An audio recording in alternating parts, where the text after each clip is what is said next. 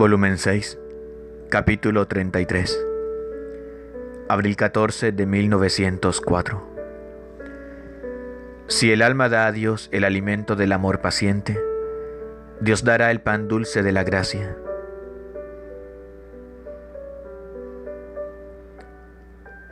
Continuando mi habitual estado, pero siempre con inmensa amargura en mi alma, por la privación del bendito Jesús, y que a lo más viene cuando ya no puedo más, y después de que casi estoy persuadida de que no vendrá más. Entonces, cuando apenas lo he visto llevando un cáliz en la mano, me ha dicho: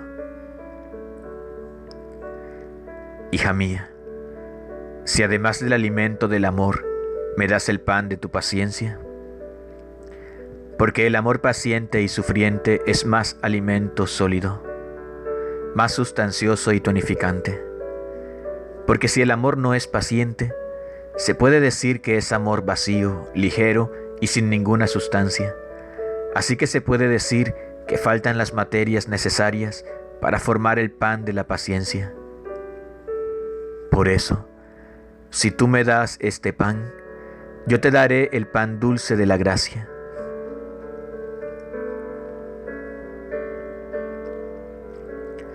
Y mientras esto decía, me ha dado a beber lo que estaba dentro del cáliz que llevaba en la mano, que parecía dulce, como una especie de licor que no sé distinguir, y ha desaparecido. Después de esto, veía en torno a mi lecho a muchas personas forasteras, sacerdotes, hombres de bien, mujeres que parecían que debían venir a encontrarme, y algunos de ellos parecía que decían al confesor: danos noticias de esta alma, de todo lo que el Señor le ha manifestado, las gracias que le ha hecho, porque nos ha manifestado el Señor desde 1882 que escogía una víctima, y la señal de esta víctima sería que el Señor la habría mantenido siempre en este estado como jovencita, tal cual como cuando la eligió, sin envejecerse o cambiarse la misma naturaleza.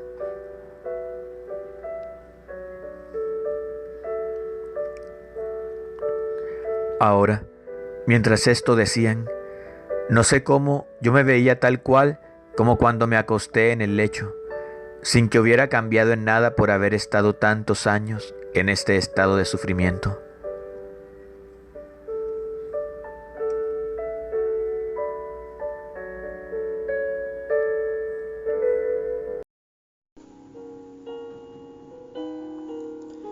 Volumen 15, capítulo 15, abril 14 de 1923. Dios, al hacer las obras que deben servir al bien general, concentra en una criatura todo el bien que quiere dar. Estaba pensando en todo lo que mi siempre amable Jesús me va manifestando acerca de su santísima voluntad, y muchas dudas y dificultades aparecían en mi mente, que no creo que sea necesario decirlas aquí. Después, moviéndose en mi interior y estrechándome fuerte a su corazón, me ha dicho: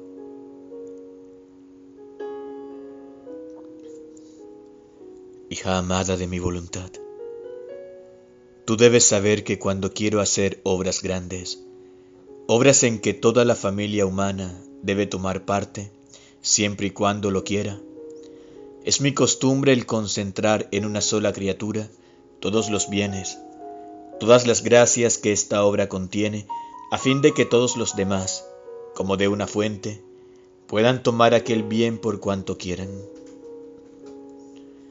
Cuando hago obras individuales doy cosas limitadas. En cambio, cuando hago obras que deben servir al bien general, doy cosas sin límite. Esto hice en la obra de la redención. Para poder elevar a una criatura a concebir a un hombre y Dios, debí concentrar en ella todos los bienes posibles e imaginables. Debí elevarla tanto, de poner en ella el germen de la misma fecundidad paterna, y así como mi Padre Celestial Me generó virgen en su seno con el germen virginal de su fecundidad eterna, sin obra de mujer, y en este mismo germen procedió el Espíritu Santo. Así mi celestial mamá, con este germen eterno, todo virginal de la fecundidad paterna, me concibió en su seno virgen, sin obra de hombre. La Trinidad Sacrosanta debió dar de lo suyo a esta Virgen Divina para poder concebirme a mí, Hijo de Dios. Jamás hubiera podido concebirme mi Santa Mamá sin tener ningún germen.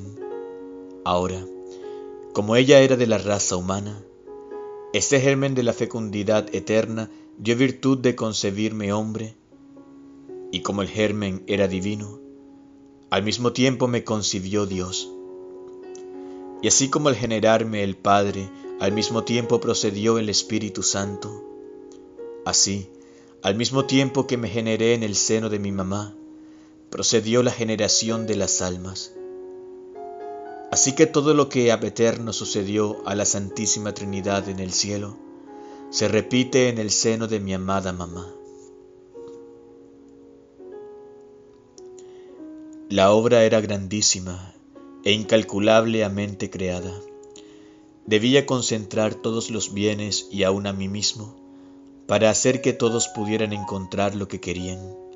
Por eso, debiendo ser la obra de la redención tan grande, de arrollar a todas las generaciones, quise por tantos siglos las oraciones, los suspiros, las lágrimas, las penitencias de tantos patriarcas, profetas y de todo el pueblo del Antiguo Testamento. Y esto lo hice para disponerlos a recibir un bien tan grande y para disponerme a concentrar en esta celestial criatura todos los bienes que todos debían disfrutar.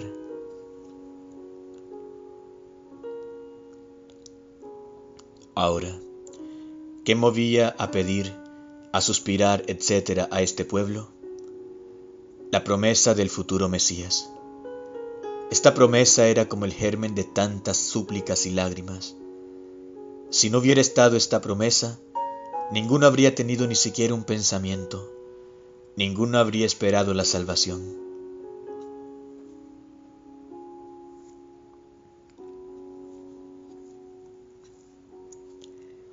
Ahora, hija mía, pasemos a mi voluntad. ¿Tú crees que sea una santidad como las otras santidades? Un bien, una gracia que hace el parejo de las otras que he hecho durante tantos siglos a los demás santos y a toda la Iglesia? No, no. Aquí se trata de una época nueva, de un bien que debe servir a todas las generaciones. Pero es necesario que todo este bien lo concentre primero en una sola criatura, como hice en la redención concentrando todo en mi mamá. Mira un poco cómo van las cosas casi iguales.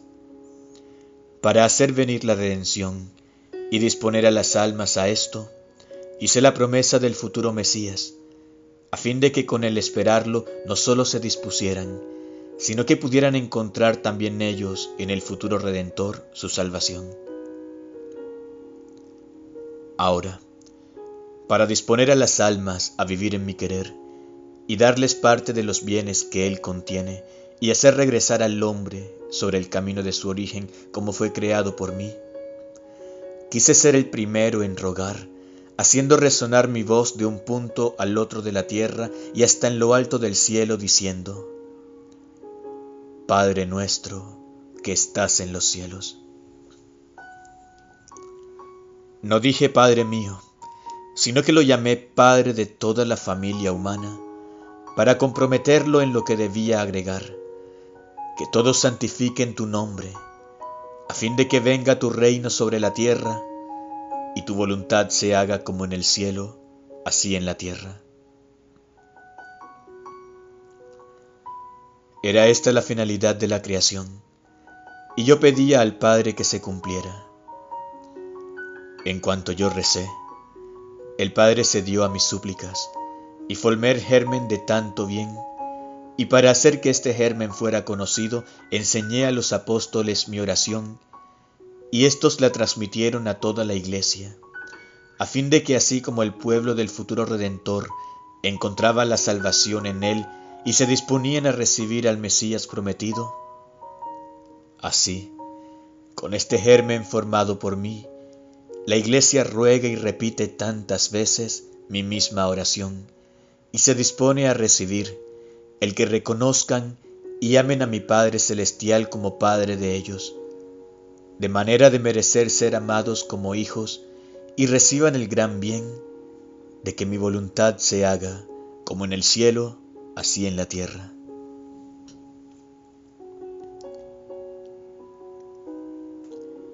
Los mismos santos han formado su santidad en este germen y en esta esperanza de que mi voluntad se haga como en el cielo, así en la tierra. Los mártires han esparcido su sangre. No hay bien que no derive de este germen, así que toda la Iglesia ruega, y así como las lágrimas, las penitencias, las oraciones para tener al Mesías eran dirigidas hacia aquella Virgen excelsa, a la cual debía disponer para concentrar tanto bien, para poder recibir a su Salvador, si bien no conocían quién fuese. Así ahora, la Iglesia cuando recita el Padre Nuestro, es propiamente por ti que ruega, para hacer que concentre en ti todo el bien que contiene mi querer, el modo, el cómo la voluntad divina tenga vida en la tierra como en el cielo.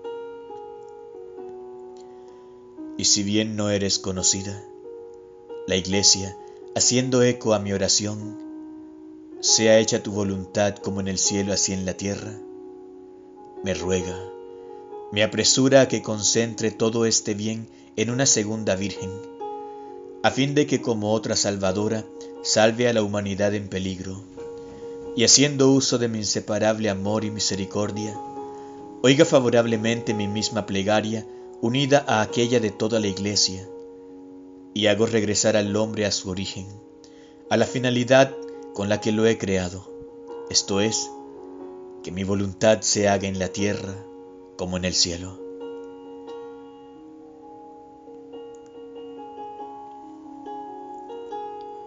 Es esto propiamente el vivir en mi querer. Todo lo que te voy manifestando a esto te empuja, en esto te confirmo. Este es el gran fundamento que voy formando en tu alma, y para hacer esto, voy concentrando todas las gracias pasadas, presentes y futuras que he hecho a todas las generaciones, más bien las duplico, las multiplico, porque siendo mi querer la cosa más grande, más santa, más noble, que no tiene principio ni fin, para ponerla en una criatura es justo y decoroso que concentre en ella todos los bienes posibles, gracias innumerables, pureza y nobleza divinas, a fin de que tenga el mismo cortejo que tiene en el cielo esta mi voluntad.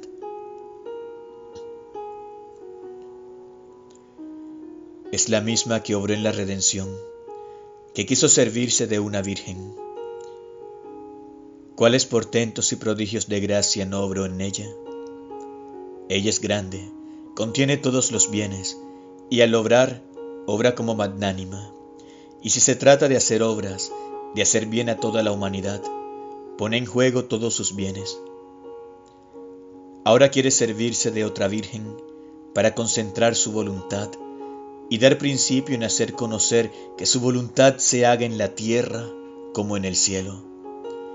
Y si en la redención quiso venir a salvar al hombre perdido, a satisfacer por sus culpas, lo cual era impotente de hacerlo él mismo, a darle un refugio y tantos otros bienes que la redención contiene, ahora mi voluntad, queriendo desahogar más en amor que en la misma redención, con el hacer que se haga en la tierra como en el cielo, viene a dar al hombre su estado de origen, su nobleza, la finalidad con la cual fue creado. Viene a abrir la corriente entre su voluntad y la humana, de manera que absorbida por esta voluntad divina, dominada le dará vida en ella, y ella reinará en la tierra como en el cielo.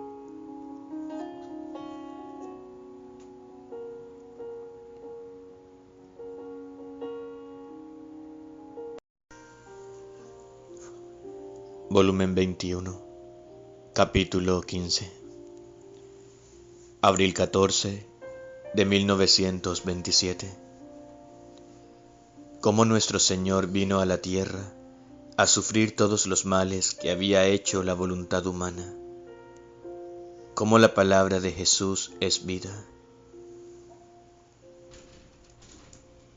Estaba pensando en la divina voluntad y el mal del querer humano, y mi amado Jesús, todo afligido, me ha dicho: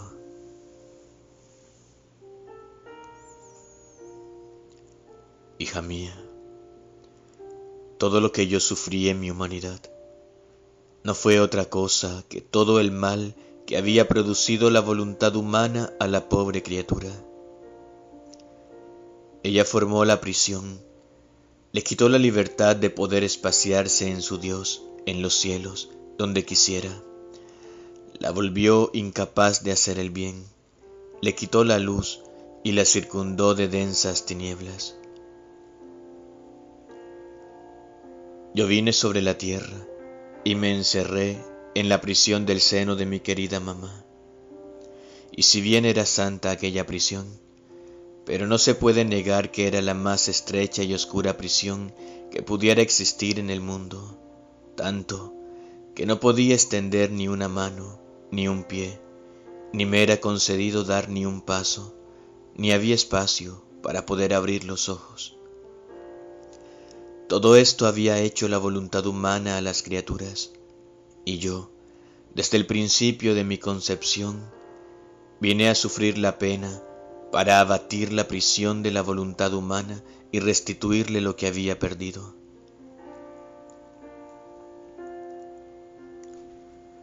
Quise nacer en un establo y sufrir la pobreza más extrema. Más que establo había formado el querer humano a las pobres criaturas, mientras que las pasiones habían formado el estiércol en sus almas, y soplando más que viento, habían quedado ateridas por un frío intenso, hasta influir sobre la naturaleza y quitarle no sólo la felicidad terrenal, sino le hicieron probar el hambre y la pobreza no sólo del alma, sino también la del cuerpo. Y yo quise sufrir el frío, la pobreza extrema, el hedor del estiércol que había en el establo, y viendo dos animales cerca de mí, tenía el dolor de que el querer humano había convertido casi en bestia nuestra obra más bella, nuestro amado joyel, nuestra amada imagen, cual era el pobre hombre. No hubo pena que yo sufrí que no tuviera su principio en la voluntad humana, y yo me sujetaba a todo para rehabilitarla de nuevo en el reino del Fiat Supremo. Hasta en mi pasión quise sufrir el ser despojado en la flagelación y desnudado en la cruz, estirado en modo horrible, tanto que se podían contar mis huesos, entre confusiones, abandonos y amarguras indecibles. Todo esto no era otra cosa que el desahogo del querer humano que lo había despojado de todos los bienes, y con su aliento venenoso lo había cubierto de confusión y de oprobios, hasta transformarlo en forma horrible y a volverlo objeto de escarnio ante sus enemigos. Hija, si quieres conocer todos los males que ha hecho la voluntad humana, estudia bien mi vida, numera una por una mis penas, y leerás los caracteres negros de la historia maléfica de la voluntad humana. Sentirás tanto horror al leerla, que te contentarás con morir, antes que hacer entrar en ti una sola sílaba de ella.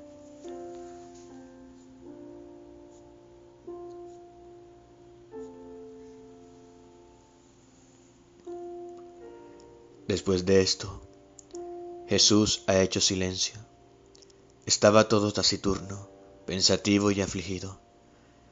Miraba en torno y a lo lejos como si quisiera indagar las disposiciones de las criaturas, y no viéndolas dispuestas, continuaba su profundo silencio.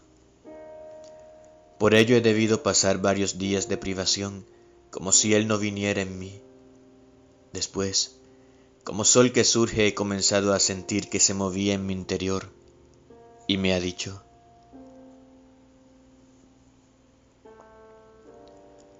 hija mía, cuando yo hablo, sale de mí una vida, el don más grande, y debo ver si hay disposición por parte de las criaturas para poner en ellas esta vida, y no viéndola, estoy obligado a callar, porque no hay lugar donde poner este gran don.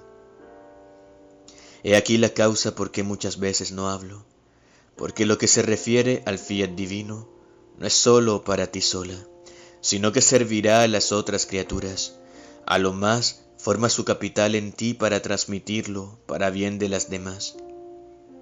Entonces, mientras hago silencio, tú ruega que sea conocido el reino de mi voluntad y sufre porque te ves privada de mí, tu vida. Vivir sin vida es el más grande martirio. Estas penas y estas oraciones maduran el don, y mientras me hacen abrir la boca para hacer salir la nueva vida que concierne a mi voluntad, disponen a las criaturas a recibirla. Estas penas son más que rayos de sol que maduran los campos, las frutas, las flores. Por eso todo es necesario: el silencio, las penas, las oraciones, para el decoro de las manifestaciones de mi voluntad.